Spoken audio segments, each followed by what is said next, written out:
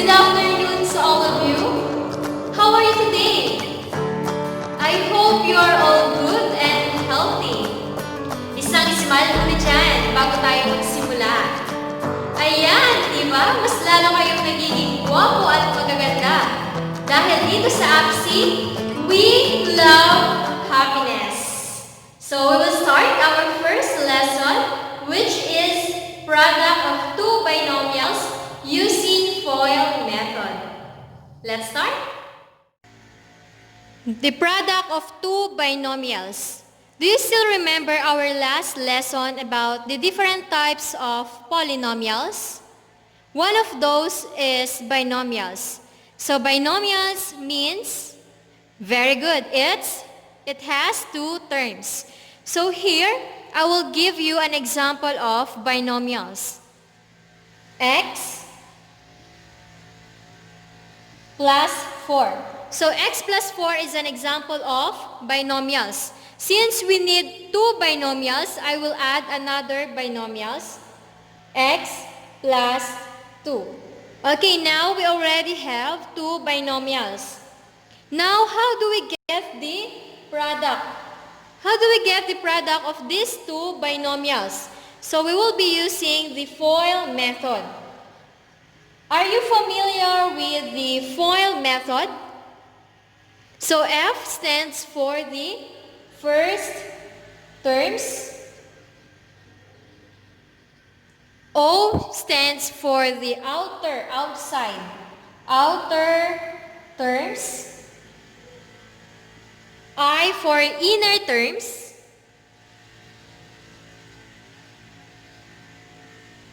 And L for the last terms. Where do you think are the first terms in the given binomials? Okay, so we have x and x, the first terms. Okay, so what we are going to do is multiply. So x multiply by x. How about our outer terms? The outside terms. So yung dalawang nasa labas. What are those? Yung ating x at saka yung 2. So we have x times 2. How about the inner terms? Inside. So yung dalawang nasa loob, correct. So this will be our inner terms, 4 and x. So 4 times x. And for our last terms, yung dalawang nasa dulo naman. No, magkabilang dulo, yung 4 and 2. So this will be our last terms. We have 4 times 2. And now we need to get the product. So what is x times x? Very good. It's x squared. So ang ginagawa sa exponent kapag multiplication ay ina-add. So x times x is x squared. Now, how about x times 2? It's 2x. 4 times x, 4x. And 4 times 2 is 8. Very good. Now, as you can see, we have like terms, right? So what we are going to do in like terms, we need to combine. So what are the like terms in the given? We have 2x and 4x. So we add 2x plus 4x is 6x. Okay? It's not yet our final answer. So what we are going to do is, we write it in standard form. So let's write our final answer. We have x squared plus 6x plus 8. So this will be our final answer. The product of the two binomials x plus 4 and x plus 2 is x squared plus 6x plus 8. Do you get it? Another example. Number 2, we have 3n plus 5 multiplied by n plus 2.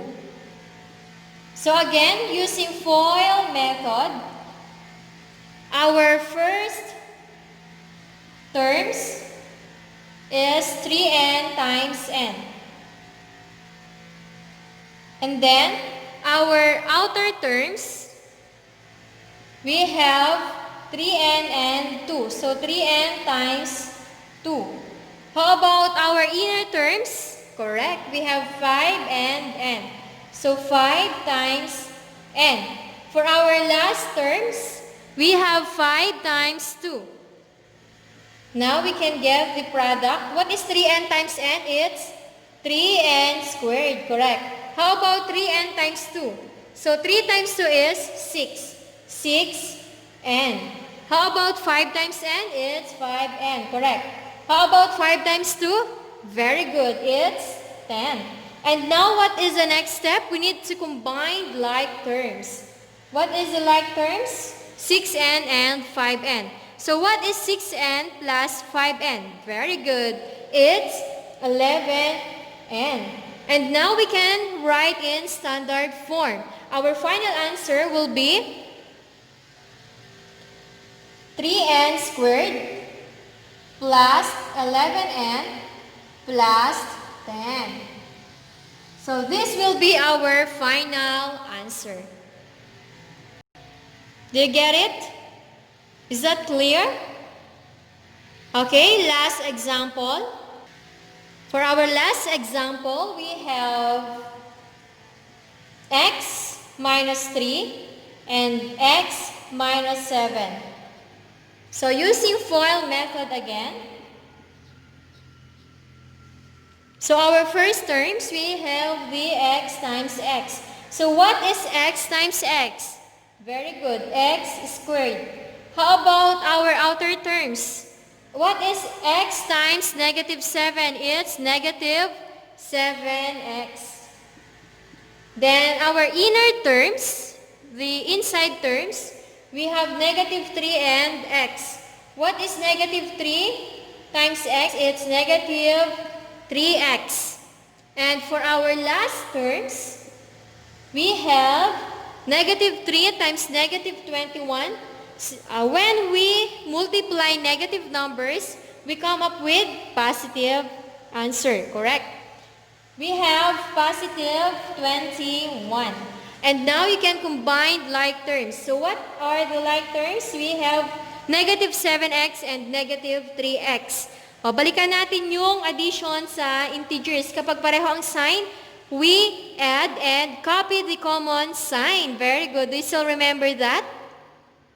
So what is negative 7x plus negative 3x? It's 10 or negative 10x. Now we can write this in standard form. Our final answer will be x squared plus or minus 10x plus 21. This will be our final answer. If you still have questions or clarifications, please feel free to message me in my messenger account, and you may now answer accuracy and basic application on pages 5 to 6. So that's all for today's lesson. I hope you learned a lot. See you again at our next meeting. Have a nice day and God bless you all.